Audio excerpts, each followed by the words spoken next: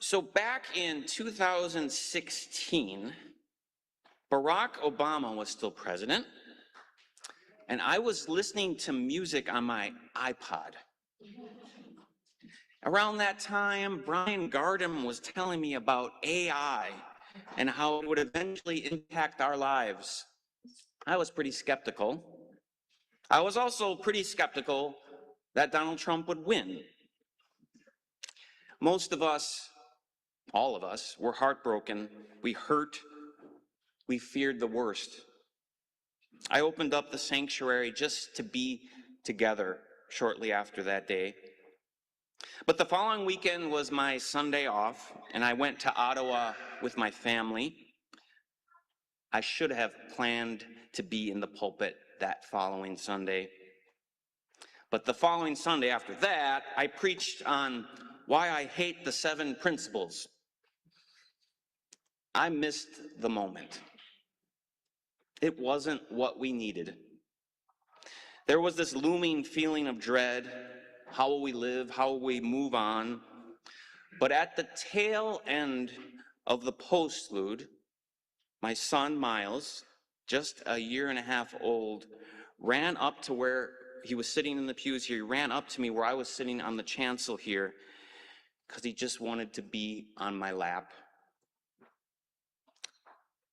And that was what we needed. It gave us some assurance that love will survive. That love is stronger than fear. And beloved community won't be overcome by a wannabe dictator. Carol Pinchon and others organized 2 busloads to go to the Women's March in D.C. I gave a blessing to each bus before it left. Those buses went to a dinner at River Road UU Congregation, where I'll be serving in August, and they stayed in congregants' homes there. In 2017, I pushed to add to our staff a social justice coordinator and an assistant director of religious education. Both positions were a stretch, but you stepped up, and we did it. That was being bold. That was taking a risk. Over the years, I've changed some things. I bought a smart TV with some money that was donated to us, and it's still mostly working. Worship now has this meditation, joys, and sorrows pastoral prayer sequence. I commissioned Shelby Hunkins to make these beautiful paraments. I asked Pete Beekman, chair of Buildings and Grounds, then to get a new way to hold our name tags. They used to be in the corner on this white board that sometimes fell over, and now we have a beautiful name tag holder in the social room. I got the pride flag hung in our sanctuary, and Teresa Veramendi, our social justice coordinator, pushed to have the trans flag proudly hung. But it was Pete Beekman who made sure we had a visible progress pride flag out front more recently. So thank you, Pete.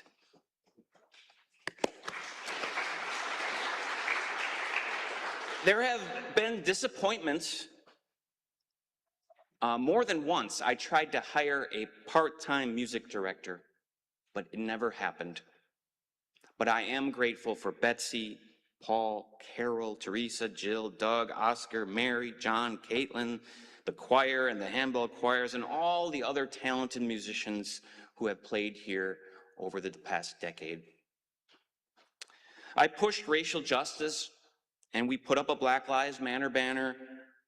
We participated in white supremacy teach-ins and hosted racial ally groups and other workshops here. I also didn't think COVID would be a big deal. I was wrong there. During one of our many emergency church council meetings, I remember specifically then President Jen Whitaker asking the question, what if James dies? And I thought, well, you'll get an interim. No, and she was like, no, what if you die like today? Who will be chief of staff? What will we do? And we came up with a plan for that. After not being in the church building for some time, I remember opening my office door and expected that familiar, musty old church smell. But instead, there was a more rotten stench. I assumed maybe it was a dead mouse in the walls. I assembled the available staff and asked if they could smell what I could smell, and I asked them, it's okay to take off your masks. We looked under the bookshelf, in the closet. We climbed the steps of the belfry, and then I found a small, black, hairy patch in the mess of internet cables behind my filing cabinet. I asked Sarah, our then congregational administrator, to please pick it up for me. I just couldn't do it. She is way more tougher than I will ever be. She picked up the decaying bat with a disposable coffee lid and a paper ice cream bowl. Other duties as assigned. The following is something I wrote in my journal during the pandemic. This was probably 2001, 2002-ish. Ministry here the past 2 to 3 weeks has been very, sucky. It is not a good time to be the leader of a church. Church, after all, means assembly of people, and people are rightfully afraid to assemble. The most healing thing in the world since I was old enough to remember was gathering together to sing and to listen to music and hear words of wisdom, and now it's everyone's greatest fear. I have noticed the anxiety rise. The first people to get anxious were the homeschool families, and now even the elders are getting anxious. I managed everyone's anxiety, but not my own. I've been working tirelessly to stay open, to get open in a limited and safe way. I think of the woman in her 80s, Sheila, who has a rotary phone and dialed into Zoom one Sunday morning, and unbeknownst to her, got a $100 long-distance charge. I think about the 13 people or so who come to worship in person. One is very spiritual and theological, but is having panic attacks. The Canton church used to be so healthy. Now we're all full of illness. I miss being pulled aside in social hour and hearing what my sermon meant to someone's life. That was the highlight of my week.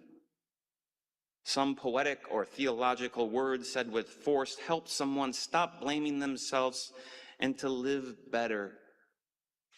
That was ministry. Was ministry. I begged our COVID safety task force to stay open for them, the Luddites, the alone, and the old ones, the ones who have come to this same room every Sunday for decades seeking salvation and meaning. But really, I fought to open things for myself. I needed my people telling me my ministry meant something to them. I needed to be in that sacred space where Betsy played Beethoven. I needed the imperfect bodies joined as one. I needed to see the colored light coming through the stained glass windows. I left this oak-stained room for a cold virtual world. Last week, this is still part of that in the pandemic. Last week, we had RE outside. The church bought a 20 by 10 three-sided tent. One child showed up. It was my son, Miles. I said that there was no reason to have RE just for one person, my son, but Carol, the director of religious education, I later found out, loved being with him. She had probably not been with a child in over a year at that point. Around that time, David Fox walked up my porch and knocked on my door. He is the brother of the Reverend Dr. Bill Fox, the recently retired president of St. Lawrence University. David has some intellectual disabilities. He apologized 4 or 5 times without emotion, telling me how sorry he was that he was going to have to leave the church. David came early each and every Sunday to dust the pews with a white hanky. It made him feel important, that he was giving back. This is part of ministry, isn't it? Letting people, helping people to make them feel loved and connected. A previous minister gave him a key to the church. David promised he would return the key, and sure enough, in the mail in 3 days, I later got an envelope with a key in it. He walked about 2 miles to tell me all of this, and that he was moving to Ohio to be closer to his sister, where there was not a golf course nearby. That there was not a good facility close to be where his brother had moved to in Vermont. He apologized again and said that it was just the way it is, and the pews would have to survive without him. Then off he walked, a light blue surgical mask dangling on his wrist like a bracelet. I cried one short tear there on my porch that was leaning a little and covered with layers upon layer of chipping paint. David Fox knew how to say goodbye.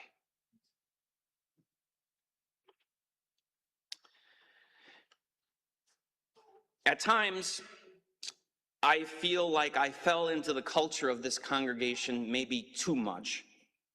For all your great qualities, you can be a little afraid of conflict and have a tendency to do what has always been done. You don't want to offend anyone, but in that process, nothing bold or risky ever happens.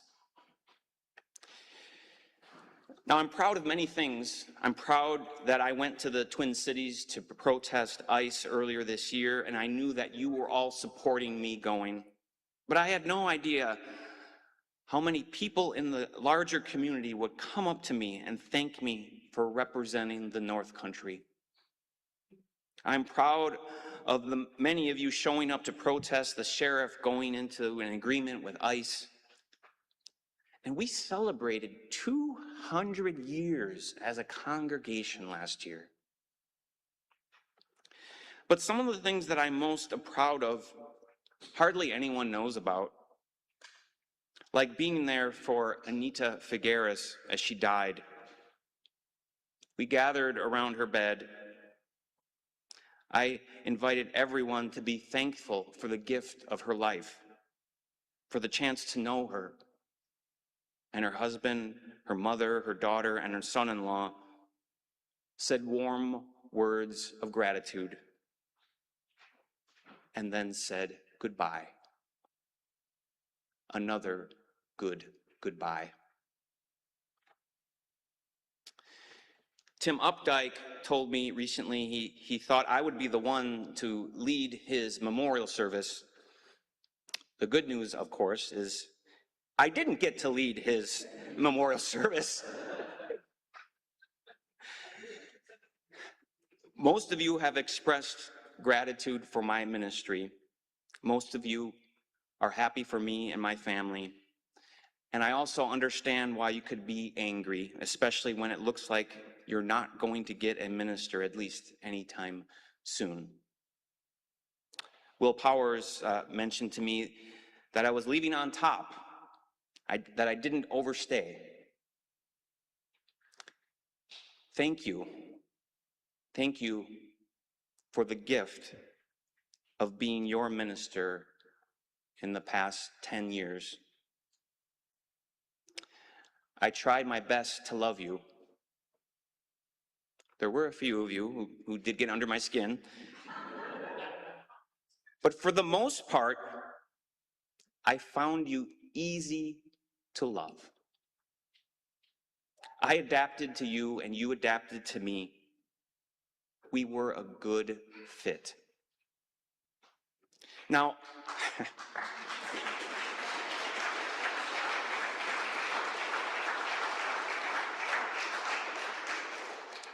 I didn't intend to come here. Minister Emerita Ann Marsh cornered me in New Mexico and sold this ministry to me. And you know what? She was right. I would love it here. And I have no regrets about accepting this call. Thank you, Ann and Wade. To the many ancestors we have had to say goodbye to in my time here, I thank you, and we will miss you. From our newest members to the most distant friends of our congregation, I thank you, and I will miss you. Those of you who have been longtime leaders, resistors, helpers, and guides, I thank you, and I will miss you. It has been wonderful to be Carol Zimmerman's colleague and supervisor over the past 10 years. I will miss our collaborations, your warmth, and our laughter. Carol and I led an all-ages worship service about cocoons a few years ago. We had a story about them and a skit, and then we had an offering and perhaps a hymn. Everyone thought that cocoon story was over, and then Carol surprised everyone, jumped out of the choir loft as a butterfly. In many ways, we are all going through a metamorphosis and changing. I'm confident a butterfly will emerge here. Go ahead. Surprise me. Keep experimenting and taking risks. Be leaders in these next transitional years. Keep loving the fear out of life. Keep nurturing spiritual practices to remain balanced and centered. Keep your heart open and your mind clear. Keep moving our faith forward. So may it be, and amen.